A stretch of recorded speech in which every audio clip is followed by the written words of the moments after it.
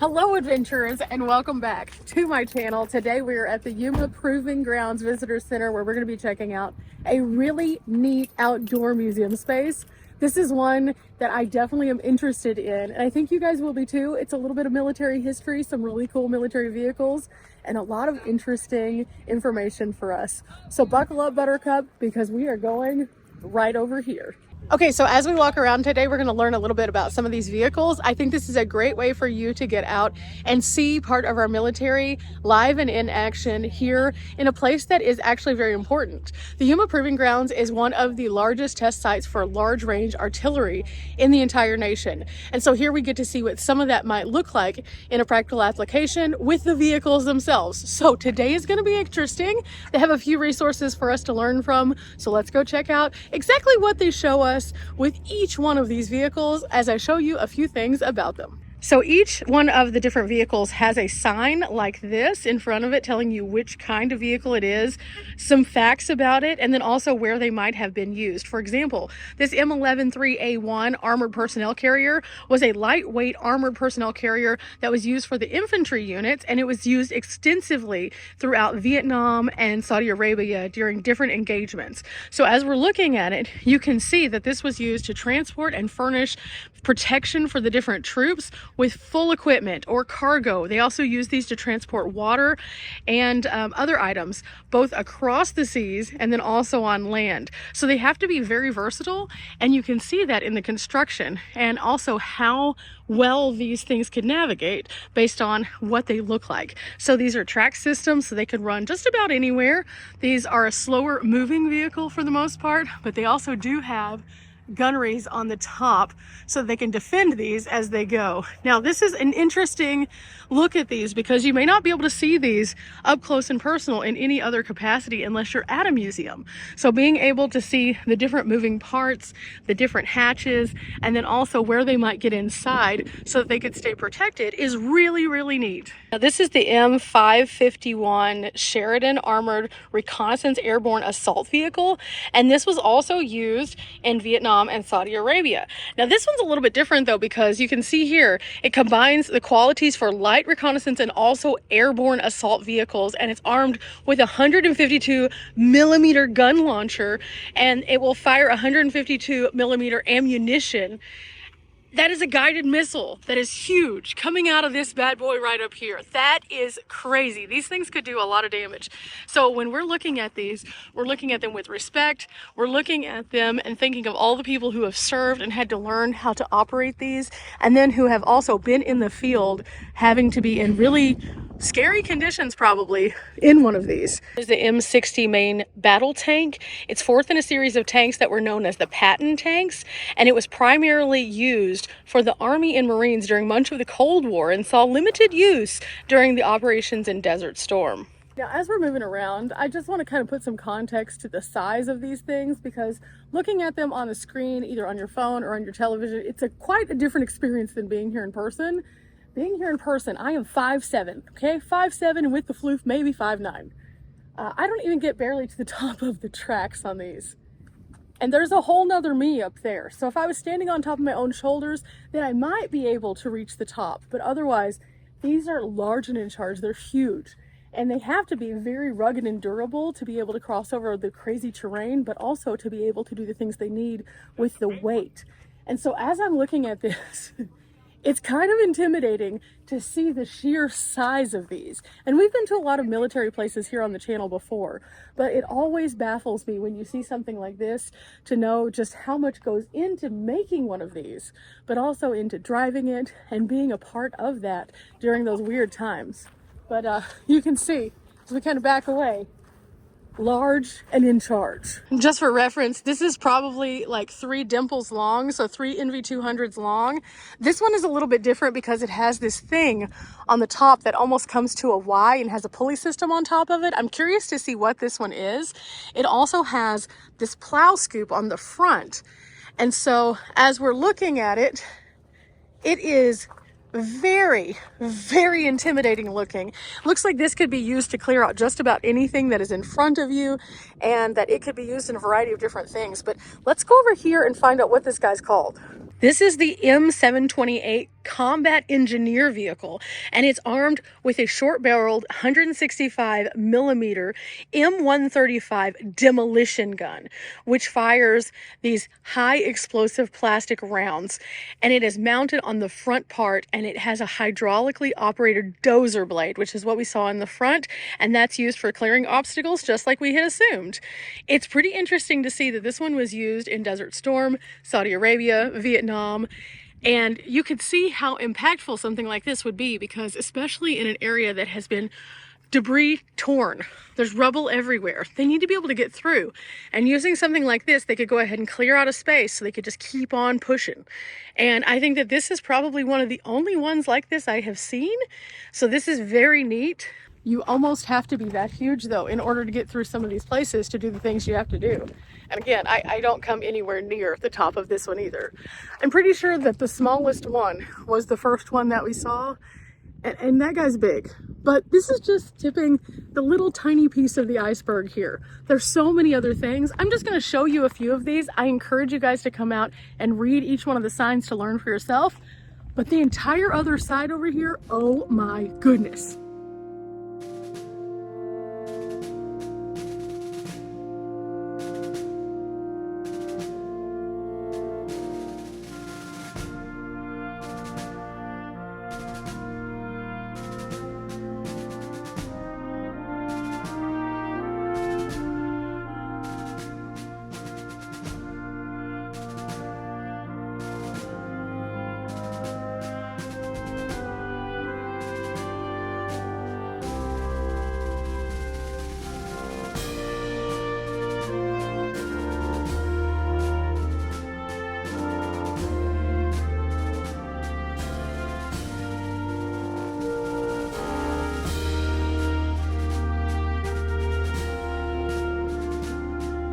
My goodness, this one weighs 120,000 pounds. Wow, this is a huge combat tank. This thing is massive.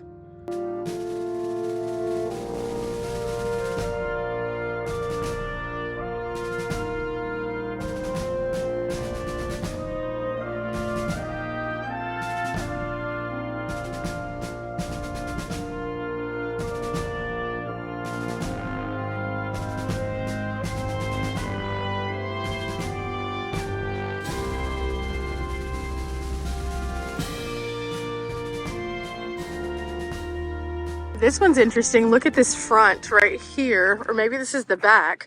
I'm not sure. It looks like it lets down and also has kind of a scoop on it. This is an M74 tank recovery vehicle, Korean War vintage, and it was used to support testing in the early Cold War. Very neat. That is so cool. There's a little winch up here, and it looks like it has some very thick cable in there. And then down here, there's also an area that they can tie off to. All of the lights, of course, on this side. This one, the actual tank tread is not quite as tall. It's only about waist high on this one. Then there's this bucket back here that I think can lift up. That is really neat. This guy is impressive right here. This is so impressive. This thing is probably the tallest one out here because of the placement of that and that. I would say if you were comparing it to the other one where it was 2 of me, I would say it would easily be 3, if not 4 of me tall.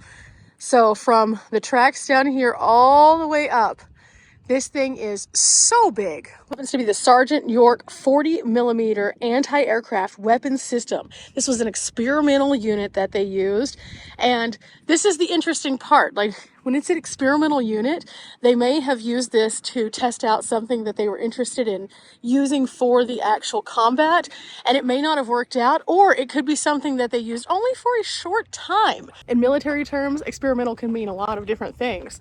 It can mean that it saw a little bit of combat, but not enough to issue out a whole fleet of these.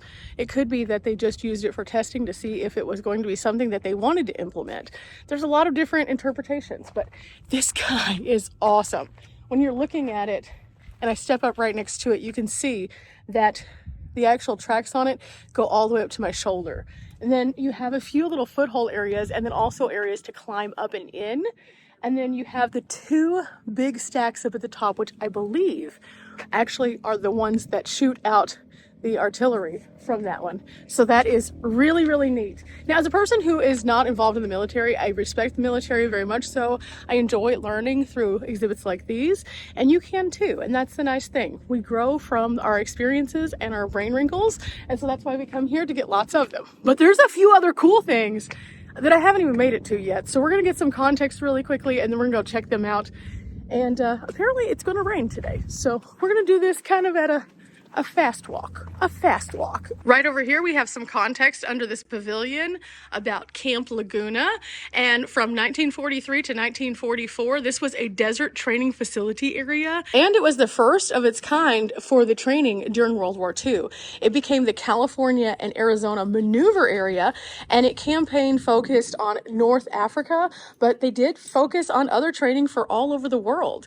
And I think this is kind of interesting because you can come in and see these historic photos, and you can learn a little bit more about some of the tanks, what the setup might have looked like. This one right here is really, really neat because this is the chow line. So this is where they're lining up to get their food. So there's a lot of historic context that you can find at places like this. If you're just willing to come, you might not have all the details when you arrive, but they will certainly fill in the blanks with the presented materials. Any kind of government site usually tries to do this so that they can share, so that we can all learn from it. The biggest thing with any travel is you have to be receptive to the knowledge.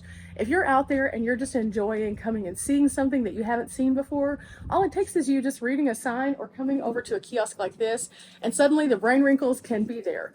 Sure, it's a cool thing to take pictures of the big tanks, but if you also learn a little bit while you're here, then the next time you see one of these tanks, you'll already have some context for it, so it'll make a little bit more sense.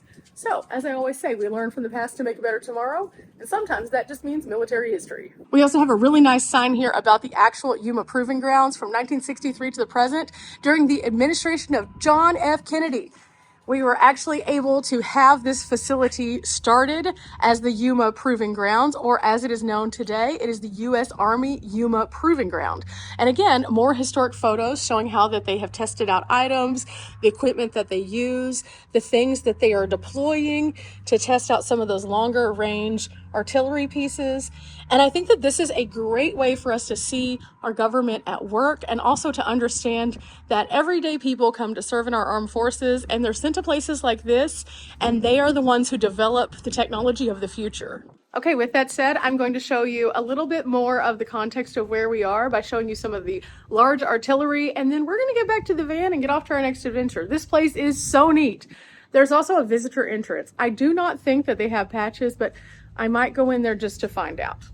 Curiosity. I don't like this sign though, venomous snakes. No patches, but they do have some great information here. So again, go inside. They're really nice here. They definitely have some information about the area to check out. This part right here.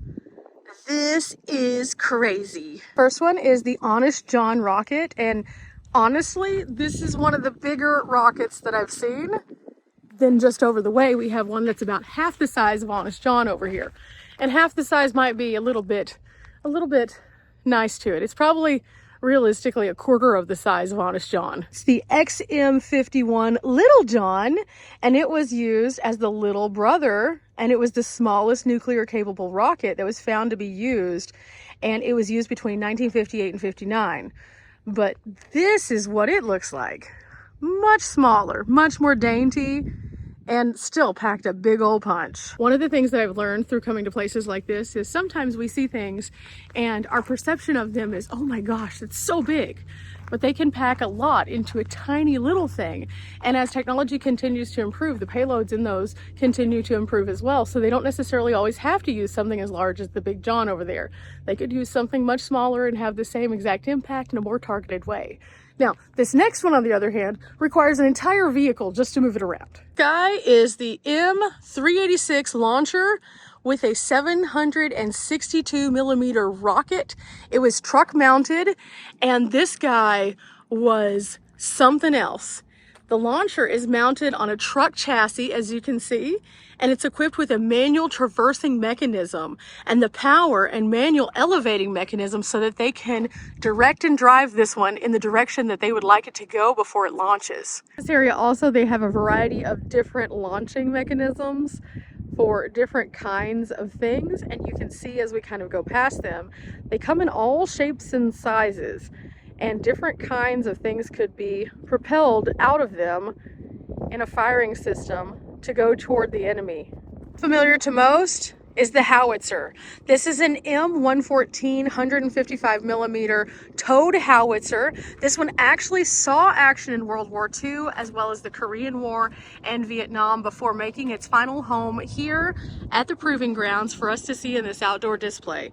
Now this guy is the next to largest one that they have out here in way of these kinds of launchers, and you can see they can directionalize this barrel through a mechanism down here where they can change the angle of it in order to correct for the accuracy. And as you're looking at it, you can see it has very large tires. It would be pulled into place. It would be set up with these large legs which would anchor it, and then this piece would actually come all the way back and it would fire off into the distance. The howitzer was very, very accurate, and still is to this day. A lot of people who know about military movies, they've seen a howitzer. A howitzer is a weapon that can allow a lot of damage in a single shot, but now they can pinpoint that accuracy like we were talking about even more. And so this is one of the more popularly used items throughout various engagements of war for the United States as well as other countries. I think that different countries have different systems that are similar to these. Now, this next one though is the big boy. One is the M115 8-inch towed howitzer. It was based on a pre-World War II carriage, and it came to this area in the 1960s to be put on display. This again has the long extended legs to brace it, but as you can see, this one has many more tires to get it around because it weighs a lot more, and the barrel on this is considerably larger. It's hard to tell exactly how big it is, but it is at least as big as a basketball up there, at least. Now they have the different cranks that they would turn to directionalize this. Accuracy meant finding the exact number of degrees for which it needed to be rotated, and you can see the cogs here. That's how they were able to completely and totally take over entire engagements during World War II. Now again, we're just scratching the surface here. There's many more of these, and you can kind of see them in the background. But I definitely encourage you guys to check out the open air museum. I don't think you'll regret it. I think this is a great place for everyone to come out and learn a little bit more about the Yuma area, but also about our military services. We always need to remember that those people sacrifice so much to be there for us, and at the end of the day, a lot of times that is a thankless job. So coming here, we get to honor those people, but we also get to learn so that we can better understand what their jobs might look like. Our friend Christine was actually in the military, and she was with us today, and her job might have looked a little bit different, but she's familiar with this. This was part of her lifestyle, and it's not part of everybody's everyday life. So coming out really puts it into perspective that we all come from different places, we all have different backgrounds, but we're all here trying to just live on this big world and learn together. Remember guys, we're not here for a long time, but we are here for a good time. I hope you've enjoyed coming with me to Open Air Museum here at the Proving Grounds in Yuma. Till next time, bye.